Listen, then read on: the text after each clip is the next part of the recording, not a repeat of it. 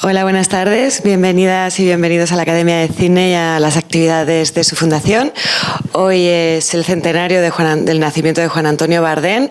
Iniciamos una programación el mes pasado que va a continuar hasta diciembre, pero hoy, que es el día del centenario en sí, queríamos hacer un pase especial, programando una película que algunos habréis visto, otros a lo mejor no, y a lo mejor tampoco en pantalla grande, con lo cual creemos que es una buena oportunidad para ver esta película tan reconocida y tan importante en la filmografía de Bardem.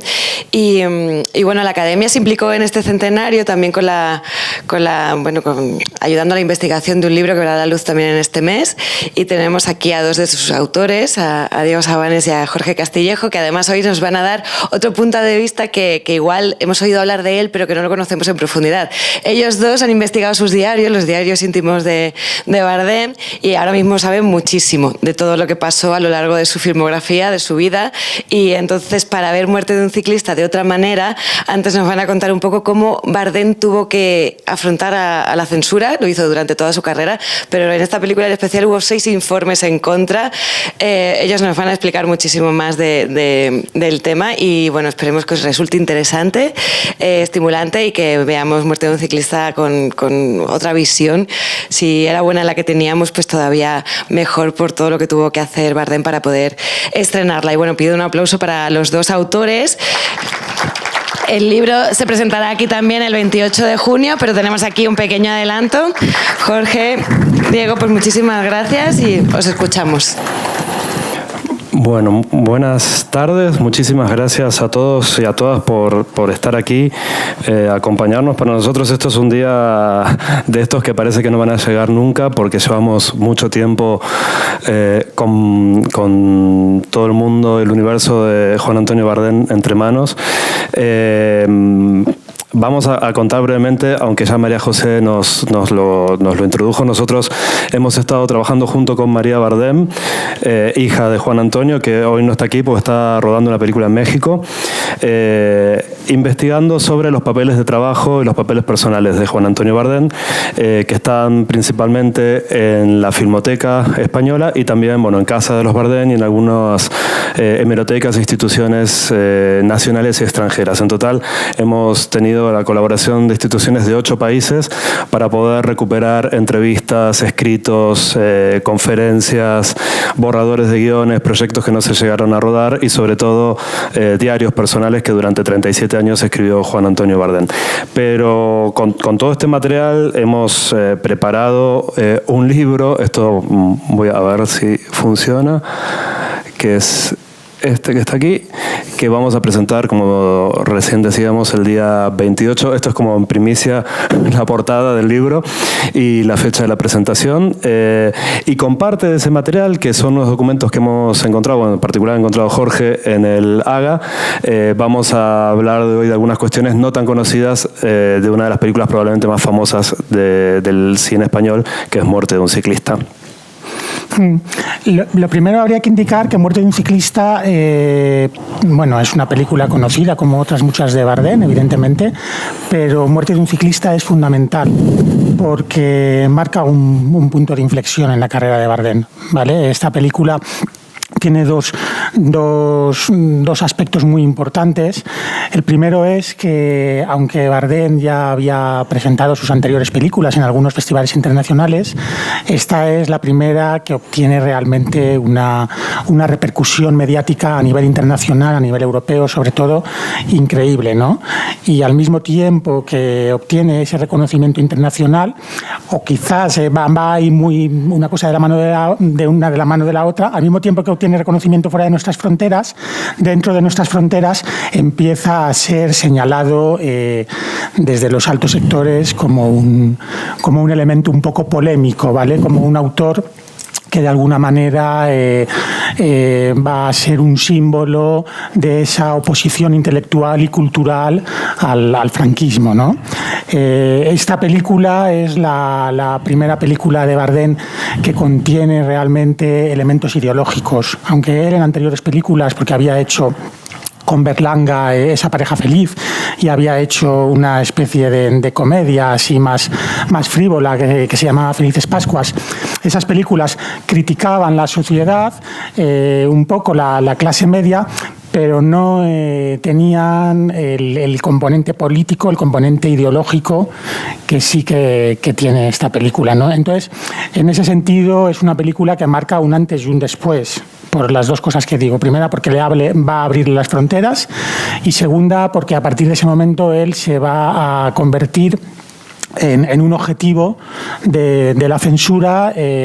La censura, cada nuevo proyecto que él quiere levantar o que él va a dirigir, lo van a mirar con lupa, y va a obtener a lo largo de su trayectoria hasta el año 76, porque aún después de muerto Franco se alargó 1 o 2 años la censura, va a obtener con prácticamente todos sus proyectos muchas dificultades. Sí, habría que aclarar un poco cómo era el mecanismo de trabajo de la censura, sobre el cual reflexionó el propio Bardem en un ensayo que escribió desde la cárcel. Él, en el año 76, pasó un par de meses detenido en Carabanchel por no haber pagado una multa después de la participación en una manifestación. Bueno, tuvo una historia que es una subtrama que contaremos otro día. Y en la cárcel, además de hacer una lectura de un proyecto que tenía listo para rodar y que no pudo filmar, que se llamaba casualmente Matar al General, pero que no se refería a ese, se refería a otro. Además de eso, tuvo tiempo de escribir un ensayo llamado Una reflexión sobre la causa cinematográfica, que se refería específicamente a la censura y sus procedimientos entre el año 38 y el 76, que en realidad, decía él, no habían cambiado tanto. Algo que Jorge y yo debatíamos hoy un poco, comparando ciertas películas de género con el cine de autor, y habría que hilar eso un poco más fino. Pero básicamente, digamos que había 2 grandes instancias oficiales de censura. Cuando una productora quería rodar una película, tenía que primero presentar un guión. Ese guión era revisado por una comisión conformada por personas que no se sabía, fuera, digamos, de los estamentos oficiales, quiénes eran. Y cada persona publicaba un informe. Nosotros tenemos hoy, vamos a compartir con vosotros algunos de estos informes. Y luego había una segunda instancia, que era una vez que la película era autorizada y se filmaba, antes del estreno se hacía un pase de la película rodada a ver si lo que se había autorizado coincidía con lo que se había rodado o no. Entonces, estas eran las 2 instancias. Por supuesto, para el cine extranjero solamente existía la segunda, la de la película ya terminada, y en ese caso podía ocurrir que la película fuera prohibida íntegramente, o bien que sea autorizada con cortes, los famosos cortes de la censura. Y en el caso del cine español se daban unas situaciones bastante particulares, porque, por ejemplo, además de cortes, se podía pedir que se rodara una nueva escena, o bien que se doblara una escena, que es el caso de una famosa escena que vamos a comentar hoy, a riesgo de hacer spoiler, y que nos parece muy divertido cómo se introdujo un cambio a partir de que los personajes, en lugar de decir lo que decían originalmente, digan lo que al comité de censura le parece más apropiado. Digamos que es muy divertido. Bueno, hay una cosa que hay que puntualizar. Evidentemente, si la censura no daba la aprobación al guión, la película no se podía rodar. O sea, para obtener el permiso de rodaje, tú que ahora ruedas lo sabrás. Yo creo que ahora no existen permisos de rodaje, ¿no? Pero, bueno, existen otros tipos de permisos de rodaje, pero que no dependen. Pero en esa época... Ahora hay unos puntajes, hay un sistema, se ha perfeccionado el sistema. Digo. En esa época, para rodar una película, como veo que hay en el público gente joven, por si no lo sabéis, os informo, para rodar la película tenía que haber un permiso oficial que autorizaba a rodarla. Entonces, si no se pasaba censura a ese guión, si ese guión no obtenía la autorización o la aprobación de los censores, aún con los cortes, porque hay algunos que automáticamente, Bardem tiene guiones que automáticamente no es que se los cortaran, que le decían, esto no, o sea, esto no hay manera de rodarlo, ¿vale? La famosa película El Tríptico. El Triángulo. Sí, bueno, no, el Tríptico digo porque eran 3 directores, eran una película que se iba a hacer en el 65, que eran Berlanga, Mando Moreno y él, y automáticamente esa película se prohibió entera. Era una película que hablaba del adulterio, y claro, el adulterio y ridiculizar a la Iglesia y a los altos estamentos, vamos, que hay que decir que evidentemente en estos comités censores había mucha presencia de los altos testamentos, tenía mucha presencia y mucha importancia sobre todo en la Iglesia. La Iglesia, había ahí el tema moral era un tema intocable. Que bueno, ahora vamos a ver lo que dicen los informes sobre esto. Bueno, había una instancia de censura también a la que se refiere Bardem, que tiene que ver con una censura más del orden de lo económico. Sí, porque el mismo comité que leía los guiones y aplicaba la censura se encargaba luego de dar una calificación a las películas, ¿vale? Digamos que le daban una categoría. Esa categoría se daba siguiendo pues, tanto unos valores técnicos y artísticos como unos valores que tenían que ver evidentemente con el contenido. Entonces, si la película obtenía la puntuación máxima, que era lo que se llamaba calificación especial, pues la película tenía una ayuda económica más grande. Si la película obtenía una especial primera, luego estaba especial segunda, o sea, había como varias categorías, ¿vale? Y evidentemente en función de la categoría había una cuantía económica. Entonces, Bardem insiste en que este tipo de censura, aunque no es una censura propiamente dicha, pero la censura económica para los autores, para los directores, para los productores, también es una censura importante, ¿no? Y era un tema en el que él insistió a lo largo de su carrera. Sí, en muchas declaraciones también que después vamos a ver trajeron consecuencias bastante serias. Bueno, hablemos específicamente, pues nos queda poco tiempo, estamos en la mitad de nuestra exposición, porque esto puse acá nuestro cronómetro. Vamos a hablar específicamente de lo que resultó problemático respecto a muerte de un ciclista cuando Bardem presentó el guión primero. Él comenta en sus memorias que por suerte se le ocurrió un cambio ya en la primera presentación respecto al final. Creo que todos acá conocemos el argumento, pero por las dudas voy a aclarar. Hay una pareja de amantes, cada uno de ellos tiene otra pareja oficial, que un instante antes de que comience la película atropellan a un ciclista en una carretera. La película comienza cuando acaban de atropellarlo. Entonces, en lugar de ir a denunciar el accidente o la muerte de este ciclista a la policía, lo cual implicaría explicar qué hacían juntos y que se descubriera su relación adúltera, deciden ocultar el crimen. Digamos, este es el conflicto inicial, a partir de ahí tuvo una serie de derivas. Pero lo que llamó la atención en los informes de censura tenía más que ver no con el asesinato, sino con el adulterio. ¿Sí? Que esto es lo más divertido de ver en los informes. Y ahora los vamos a leer directamente. Sí, digamos que había dos elementos. El protagonista de la película, que es Alberto Closas, que además era un exiliado político en Argentina y regresaba a España, lo cual también le daba también una implicación política más a la película. Si tenía pocas ya, pues esta era una añadida. Es un profesor en una universidad y entonces en la universidad había como una manifestación, ¿vale? A la censura le preocupaban dos cosas fundamentalmente. Una, esta manifestación estudiantil, que de alguna manera era reflejo también del momento, porque uno de los primeros ámbitos o sectores donde se empezó a mostrar cierta discordancia cultural con el franquismo fue evidentemente en los ambientes culturales y universitarios.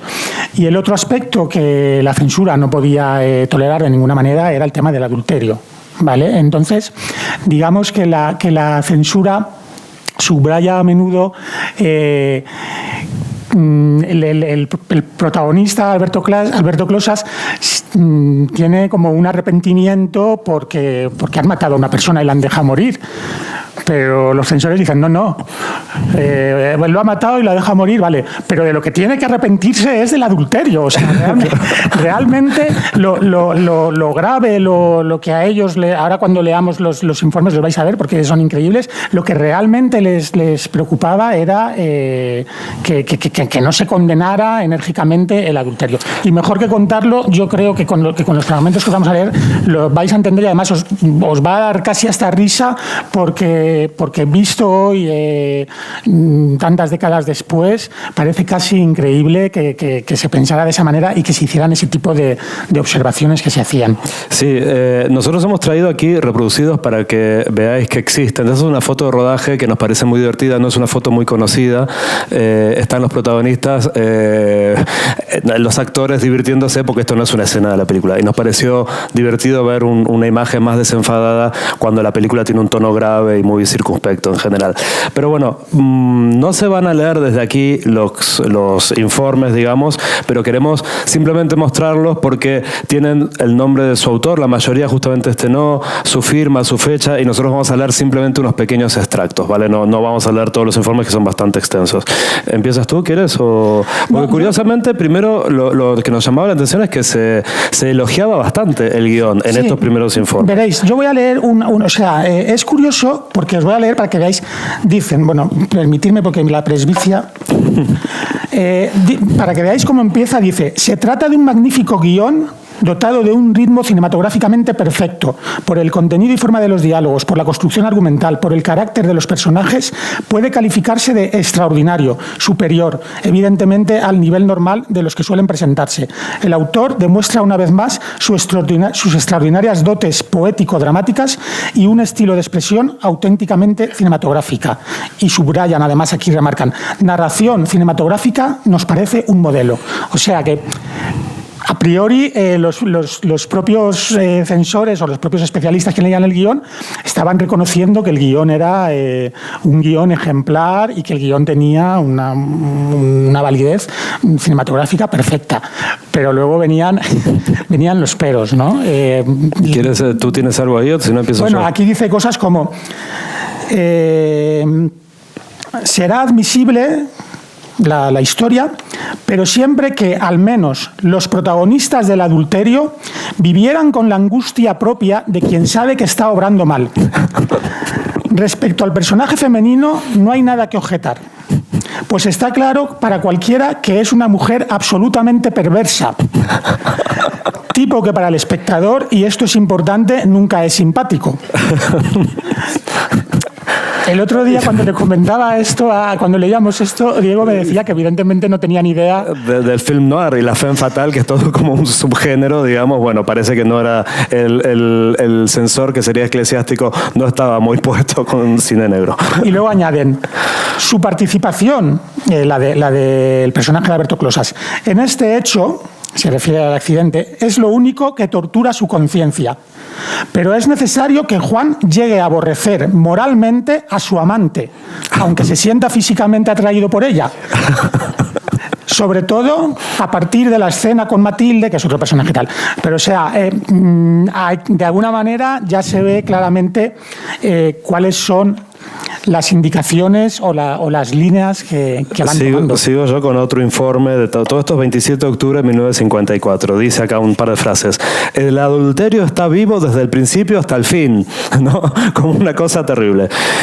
Y además es de una absoluta impunidad, ya que el temor de los amantes no se refiere a las relaciones ilícitas, sino a ser descubiertos como autores de la muerte del ciclista.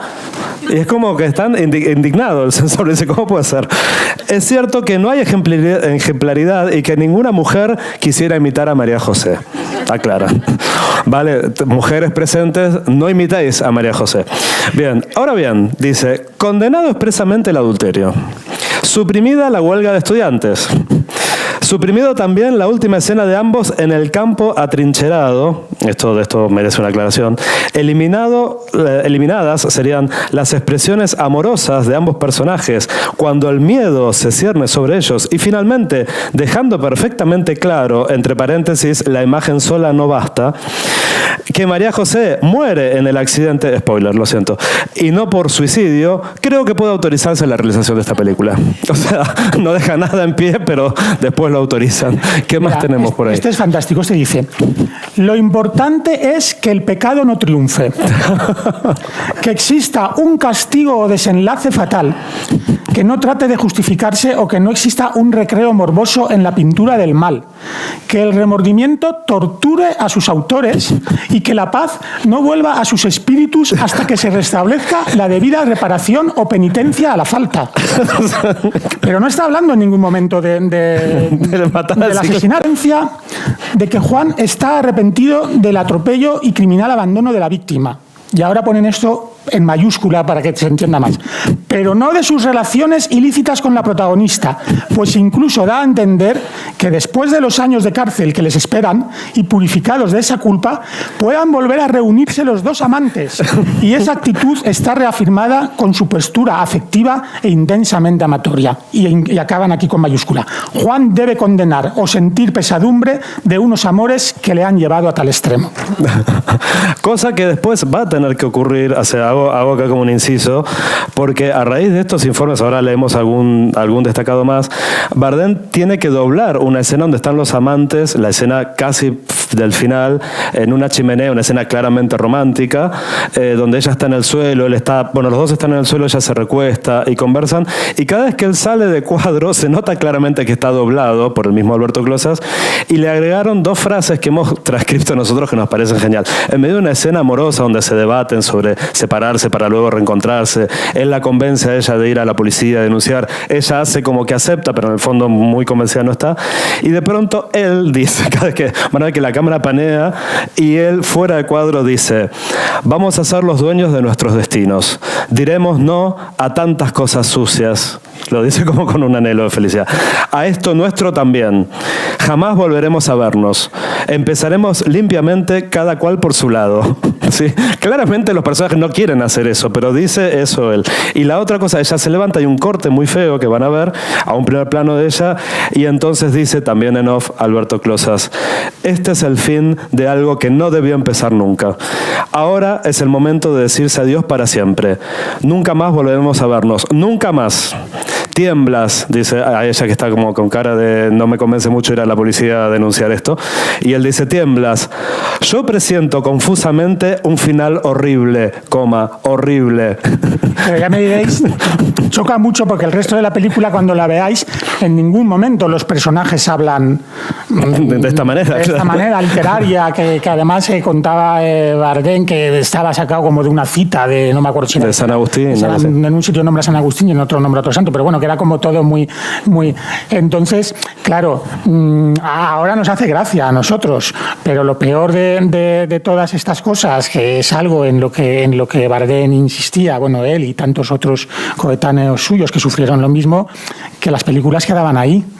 O sea, nosotros no podemos... eso quedaba ya para la posteridad. O sea, esos cortes, esos nuevos diálogos con el doblaje que ha leído Diego, se quedaban ya para siempre. Bueno, vamos a contar lo que pasó en Cannes, pero un último, 2 frases más. Algunas indicaciones no eran genéricas como las que acabamos de leer, sino mucho más específicas. Decían en la página tal, o en la escena cual, en el plano tal. En esa época los guiones venían ya separados como por planos, ¿no? Como lo que se llamaba encuadre en aquel momento. Sí, pero ¿eso es lo de los italianos? ¿Eso es? No, este no es de Italia, uno de España. Dice, por ejemplo, insiste, acá también está subrayado en rojo que deben arrepentirse del adulterio absolutamente, y está como muy resaltado. Hay mucha insistencia en la preocupación del adulterio.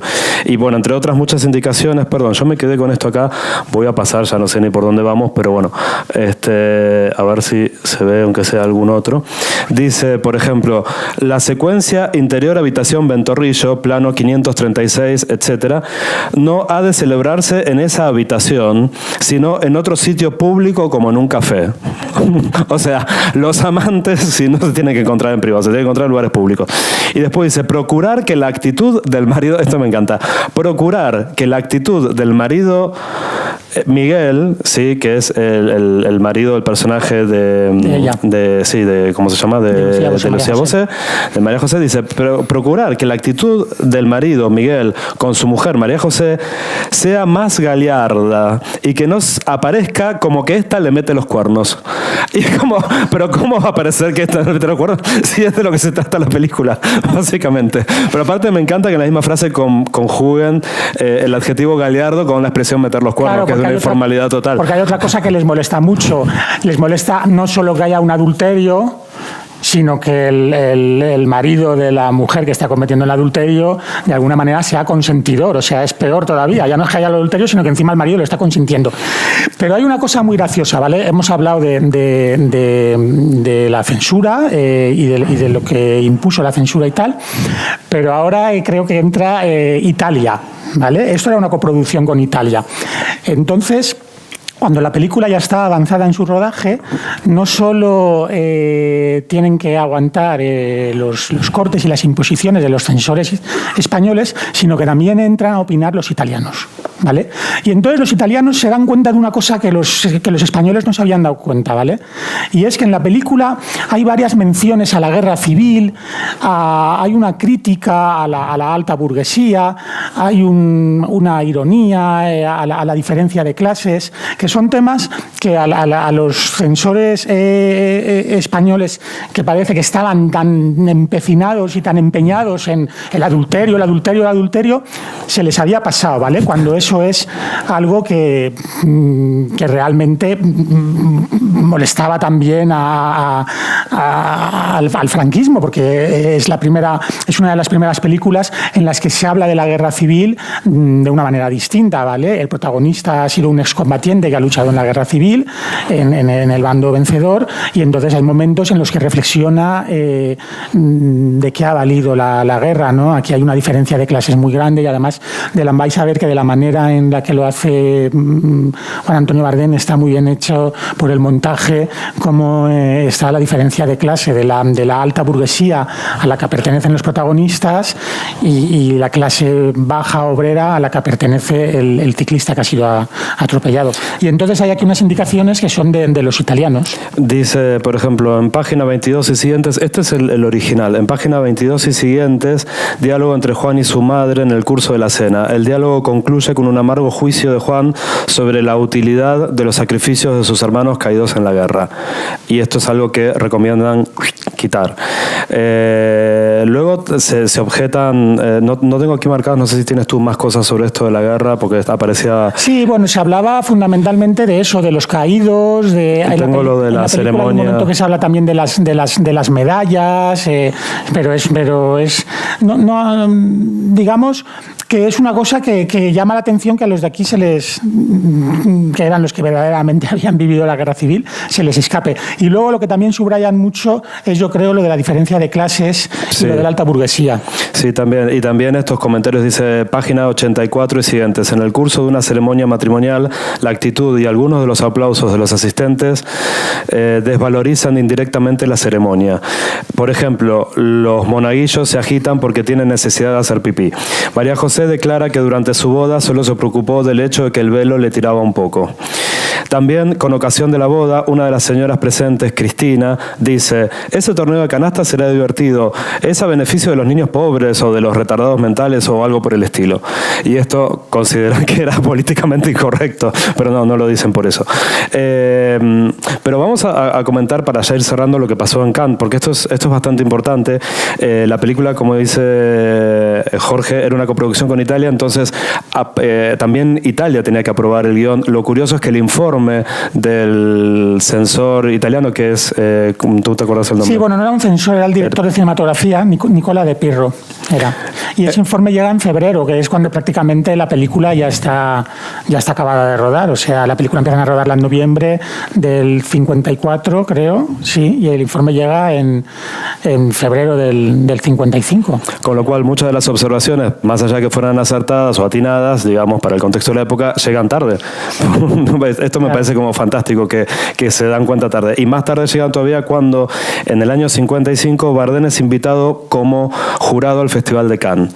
Entonces ahí tiene un dilema, porque él, con su productor, aspiraban a presentar la película en la competencia oficial, pero tuvieron que elegir si hacían una cosa o la otra, y muy inteligentemente lo que hicieron fue aceptar la invitación como jurado y presentar la película fuera de competencia. Esto le permitió a la FIPRESI, el jurado de la crítica internacional, darle un premio a la película, con lo cual en realidad esto fue un enorme lanzamiento, ¿no? Catapultó a la película, que a partir de ese momento se estrenó en Francia, en Italia, en España, y empezó un recorrido internacional. Claro, y no solo se estrena la película esta, sino que automáticamente en París se estrena también la anterior, la primera, Cómicos, ¿vale? Entonces esto le catapulta, y además con el beneplácito y el apoyo de la crítica francesa, del Cahiers du Cinéma, que en ese momento pues eran, bueno, pues Truffaut, Daniel Croisel, que luego con la historia cambiarán las cosas, ¿vale? Los mismos que entonces le alaban, luego le señalarán que Bardem ha muerto, ¿vale? 10 o 12 años más tarde, digamos, pero claro, el éxito en Cannes, el apoyo de la prensa especializada internacional, Cinema Nuevo, que era también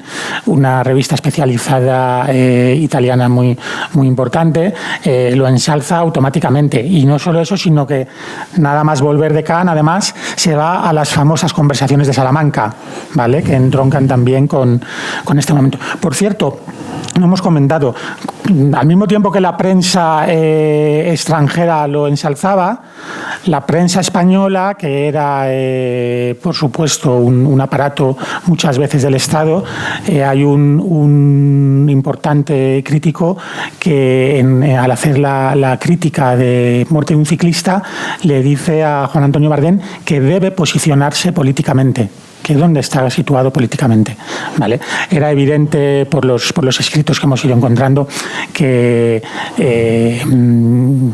el aparato que gobernaba el franquismo sabía evidentemente que Bardem era afín al Partido Comunista, ¿no? Y luego con el tiempo fueron evidentemente reconociéndolo, pero en ese momento es un propio periodista el que le dice que tiene que posicionarse, ¿no? De hecho, Bardem va a tener varios enfrentamientos con la prensa, algunos mucho más duros en futuras películas, pero para no irnos de lo de las conversaciones de Salamanca, uno de los temas que se tocó justamente fue lo de la censura y se pedían que hubiese unas reglas más claras, porque el problema es que cada uno de los censores aplicaba, digamos, sus propios criterios, no había un código Hays como había en Norteamérica, y por otro lado también se reclamaba que se difundiera la identidad de quiénes eran los que firmaban los informes. Nosotros veíamos que los informes están firmados, lo que pasa es que seguramente eso no tomaba dominio público, era información reservada. Debían ser como documentos internos, eran documentos internos que se movían,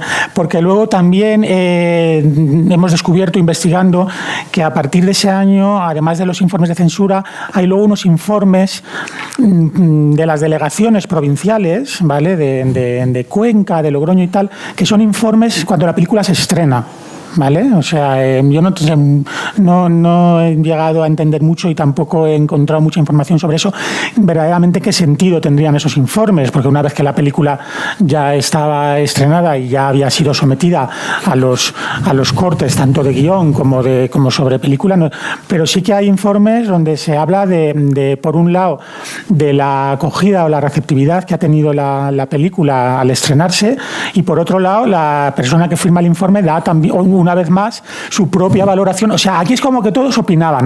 Todos, o sea, hay una cosa que a veces algunos directores, y en concreto Bardem, le han insistido cuando hablaban, y es que casi los que tendrían que figurar a veces como co-guionistas en las películas eran los propios censores, porque ellos no solo decían que había que cortar y que había que tal, sino que a veces en estas no mucho, ¿vale? Pero tenemos otros informes en los que no solo te dicen lo que te van a cortar, sino que te orientan.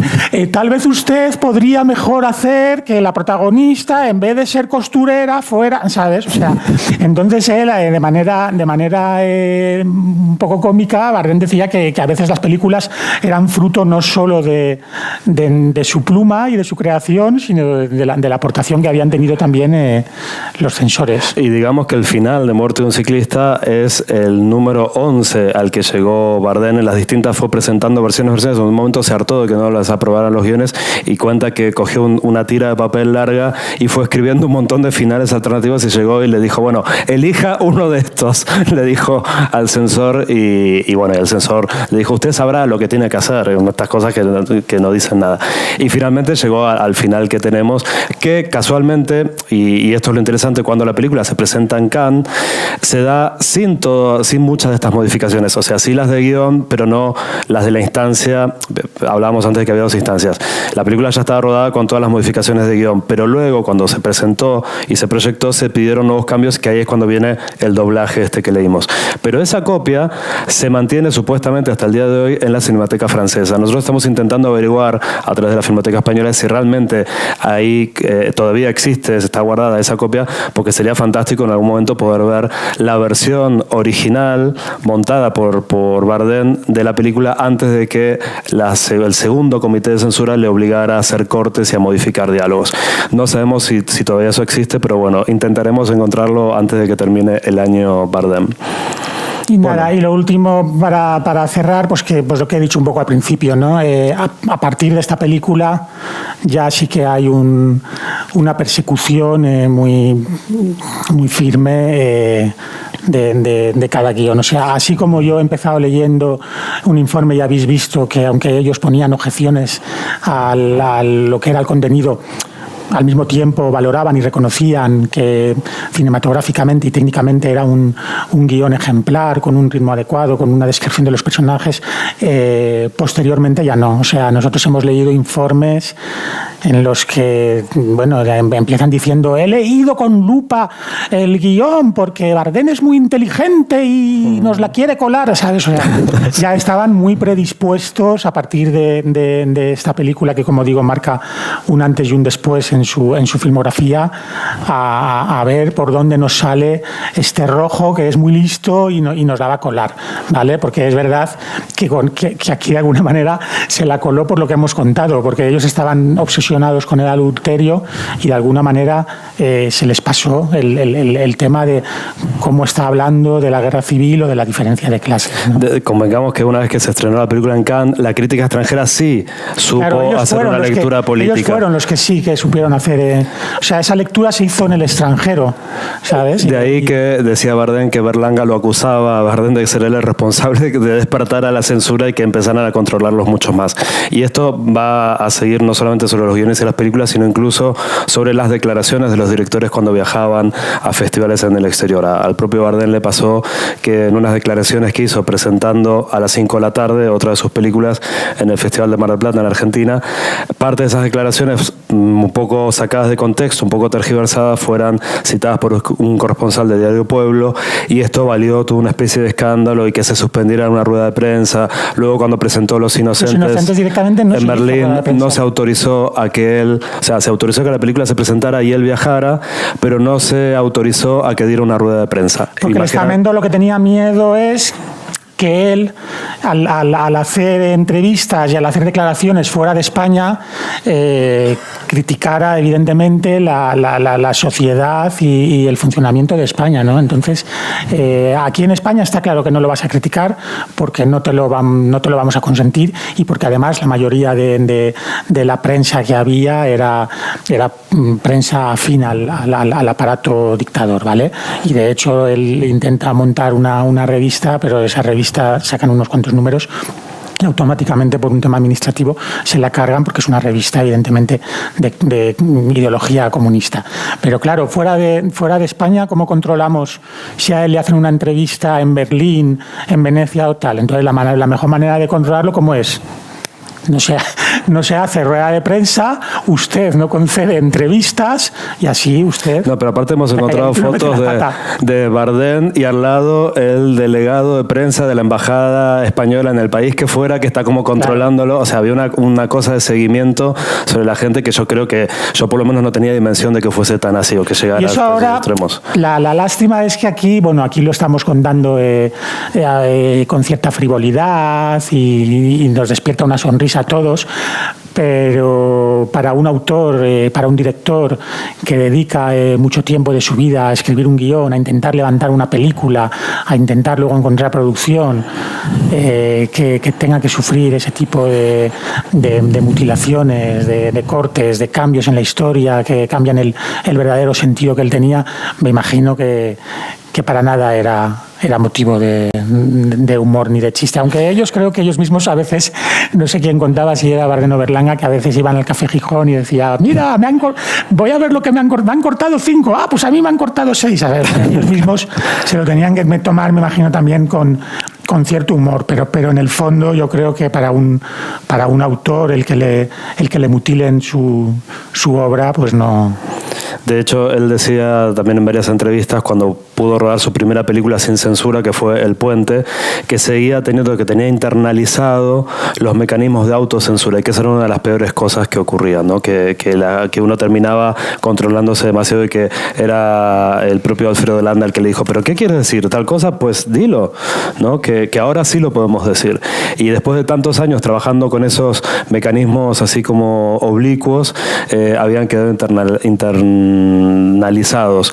Y también pensemos, dentro de todo, Bardem pudo filmar un montón de películas, pero no sabemos cuántos otros guiones quedaron sin filmar, no solamente de Bardem, sino de otros directores que no recibieron ese apoyo inicial que tuvo él con sus primeras películas. Nunca sabremos cuántos cines nos hemos perdido por culpa de estos mecanismos. Pues nada, esperamos que con esto que os hemos contado os sirva para la película, la vais a disfrutar igual, pero bueno, a lo mejor ahora pues os sirve un poco para contextualizar pues lo que fue el montar y el escribir esta historia, y lo que verdaderamente él quería contar y lo que al final pudo contar. Bueno, muchísimas gracias. Vamos a agradecer a la academia que financió nuestra investigación durante más de un año, a María José, a todo el equipo, Emil, que está ahí ayudándonos siempre para poder compartir esto con nosotros. Tenemos muchísimas cosas muy asombrosas que hemos descubierto. Cuando presentemos el libro vamos a contar más seguramente. Así que muchas gracias a todos por acompañarnos, y los amigos que vinieron acá, como decimos en Argentina, a hacernos el aguante. Muchas gracias.